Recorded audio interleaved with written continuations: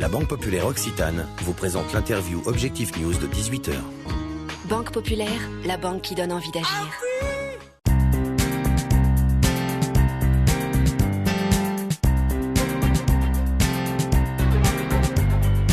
Bonsoir à tous et bienvenue sur objectivenews.tv. Ce soir, nous recevons Thomas Ellinger. Vous êtes fondateur de la start-up toulousaine MyCar Innovation. Bonsoir. Alors, MyCar Innovation, c'est l'entreprise qui fabrique ce boîtier. Vous êtes hébergé depuis 1 an au sein de l'incubateur Midi-Pyrénées. Est-ce que vous pouvez nous expliquer à quoi il sert, ce boîtier ? Alors, ce boîtier sert à remonter de l'information directement depuis le véhicule sur Internet pour faire relier deux mondes, le monde du véhicule plutôt fermé et avec un monde de services figé dans le temps et un monde d'Internet où toute l'information circule entre énormément d'acteurs avec une évolutivité constante des services et des usages. D'accord, donc quels sont les clients, moi je veux dire les cibles de cet objet et de cette innovation ? C'est des entreprises, c'est des particuliers, c'est qui ? Bien sûr. Donc l'idée, c'est de mettre à disposition ces données à n'importe qui sur Internet, de les rendre valorisables.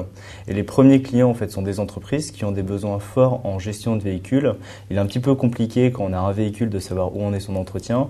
Quand on en a 10, 100 ou 5000, là, ça devient un vrai casse-tête pour savoir qui doit faire des entretiens, quel est le taux d'utilisation des véhicules, est-ce que les consommations de carburant sont cohérentes vis-à-vis des usages, est-ce que des véhicules sont en panne, et une quantité de questions qui se posent aujourd'hui les gestionnaires de flotte dans les entreprises. Donc tout ça, ce boîtier-là va le stocker, va le ramener sur Internet et du coup ce sera visualisable par les entreprises directement sur Internet. Alors il y a un petit peu une symbiose entre deux mondes. D'un côté des données plutôt techniques dans le véhicule et de l'autre côté des données beaucoup plus valorisées et intelligentes sur Internet. Donc il y a des croisements de fichiers qui permettent de donner des indicateurs clés d'utilisation et de performance sur une flotte de véhicules directement à l'utilisateur, donc gestionnaire de parc ou conducteur. D'accord, et ça se fait par un logiciel qui s'appelle MyKio. C'est le logiciel de MyCar Innovation. C'est ce logiciel-là qui traduit en fait les informations collectées par le. Donc MyKio est une plateforme, on va dire, de service. On donne des indications sur l'ensemble des trajets qui peuvent être réalisés ou même sur le comportement de conduite, donc des notes d'éco-conduite, afin de valoriser et d'améliorer la conduite, réduire les émissions de CO2, réduire les consommations de carburant. D'accord, c'est quelque chose qui se faisait déjà, ce type de récupération de données. Vous avez des concurrents sur ce domaine ou... Alors c'est souvent apparenté à des solutions de géolocalisation qui sont un peu des anciens mouchards, trackers dans les véhicules. Nous on va un petit peu plus loin, on s'oriente plus dans la gestion et le suivi des véhicules. Vraiment le tracking GPS c'est une option, mais on est beaucoup plus dans l'accompagnement et tout ça dans aussi un ordre de coût qui est beaucoup plus faible que les solutions concurrentes. On est à peu près 4 fois moins cher sur des services qui sont beaucoup plus flexibles et qui accompagnent vraiment le dirigeant ou le gestionnaire de flotte dans la réduction de ses coûts de sa flotte. Donc j'imagine aussi que l'idée c'est de ne pas se contenter de cette cible-là et d'élargir l'intérêt du boîtier et de cette solution MyKio à d'autres acteurs. Alors en fait, comme l'information est disponible à peu près sur Internet et qu'on a un système vraiment dédié au partage de cette information, l'objectif c'est de le partager dans un premier temps à l'écosystème autour de l'entreprise, que ce soit son loueur, son réparateur, son assureur, les personnes qui font l'assistance. Ça c'est dans un premier temps, et dans un deuxième temps évidemment c'est d'aller plus vers le particulier pour tout ce qui va être la réforme des usages des véhicules. On parle aujourd'hui de l'assurance au kilomètre. Demain on aura des assurances un petit peu plus poussées sur les modèles, on va dire, d'entretien, qui vont comprendre de l'entretien, de l'assistance, tout ça modulé au kilomètre en fonction de votre usage. D'accord, donc ça va vraiment au-delà de la simple gestion de flotte. Pour vous, il va y avoir d'autres solutions et d'autres débouchés pour cette innovation-là. Oui, la gestion de flotte pour entreprise est un premier pas important. Il y a quand même 1 800 000 véhicules qui ne sont pas équipés en France. Donc c'est vraiment un marché à conquérir et à développer. Et après, sur le particulier, d'ici environ 12 à 18 mois, il y aura de vraies offres nouvelles qui vont sortir pour l'ensemble et monsieur tout le monde. Et l'application, elle est déjà fonctionnelle ou... Alors oui, l'application est déjà fonctionnelle, c'est-à-dire à l'intégralité de la chaîne technologique. Donc on a développé le boîtier électronique, on a développé le logiciel qui va dessus, toute l'architecture web, ce qu'on appelle une interface de service, une API.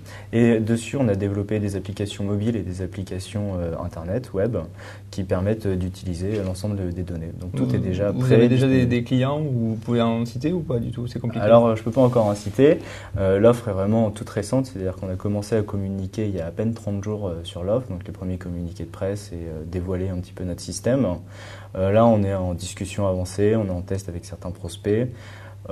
C'est un monde un petit peu à construire, voilà, c'est en discussion. Et votre entreprise, elle a été financée comment? Ça a été par l'apport de fonds propres ou vous avez été soutenu par des banques? Je ne sais pas comment ça s'est fait pour vous. Alors en fait, le projet était assez ancien, donc on a fait beaucoup d'études, beaucoup de réflexions, on avait déjà contacté des premiers partenaires. Donc ça nous a permis de réunir un petit peu plus de 300 000 euros dans les 3 et 4 premiers mois de vie de la société, ce qui était assez rapide pour une première levée. Ouais. Ça nous a permis de constituer une première équipe de R&D. On a développé une première solution qui est donc fonctionnelle.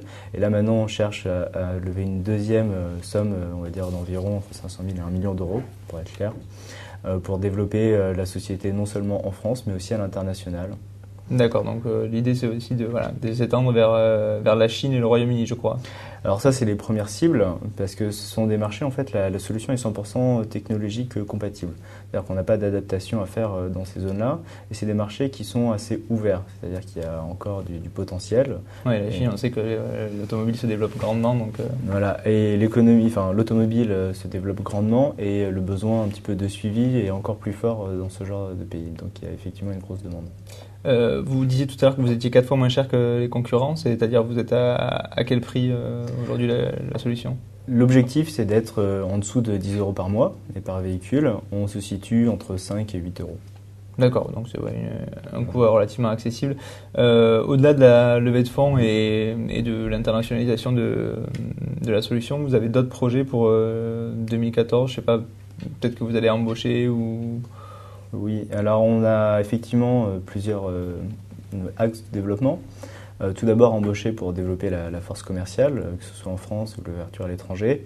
Et le deuxième axe, c'est de développer des nouvelles solutions technologiques, on va dire une diversification des produits à peu près à tous les niveaux, que ce soit du point de vue embarqué, la connexion avec Internet ou la mise à disposition des données. Toujours autour de l'automobile?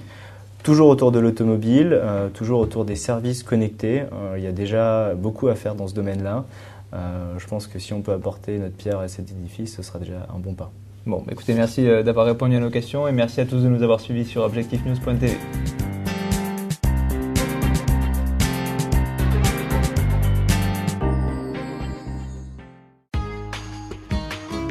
La Banque Populaire Occitane vous a présenté l'interview Objectif News de 18h. Banque Populaire, la banque qui donne envie d'agir.